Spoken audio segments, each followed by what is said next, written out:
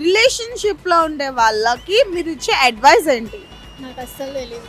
ఏం చేద్దామంటావు మరి? Third person enter చేసి ఆ ట్రస్ట్ బ్రేక్ చేసుకునే థింగ్ ఏదైతే ఉంటుందో ఛాన్సే లేదు, అది అసలు ఉండకూడదు. చదువుకోవడానికి మిమ్మల్ని కాలేజ్ పంపిస్తున్నారు, అసలు రిలేషన్షిప్ లోకి వెళ్ళొద్దని చెప్పి.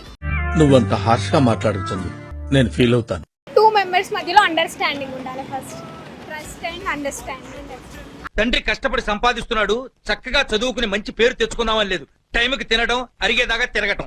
మనం సిన్సియర్ గా ఉండాలి. ప్లస్ మనం ఎవరైతే మన లైఫ్ లో ఉన్నారో ఎంపతి అని ఉండాలి, సింపతి అనేది కాదు. గ్రాంటెడ్ అస్సలు తీసుకోకూడదు ఆ పర్సన్ని. మళ్ళీ మన పేరెంట్స్ని మనం సర్వస్వం అనుకుంటాం కదా, ఆఫ్టర్ మన పేరెంట్స్ మన రెస్పాన్సిబిలిటీ, మన బరువు తన మోయబోతున్నారు. కాబట్టి ఆయనకి ఎట్లా అంటే నేను వర్డ్స్లో ఎక్స్ప్రెస్ చేయలేను, కానీ అతను చాలా ఇంపార్టెంట్ పర్సన్ మనకి. క్లైమాక్స్ లో కళ్ళెంబట్ నీళ్ళు తెప్పించేశారు సార్. బాగా కనెక్ట్ అయినట్టుంది.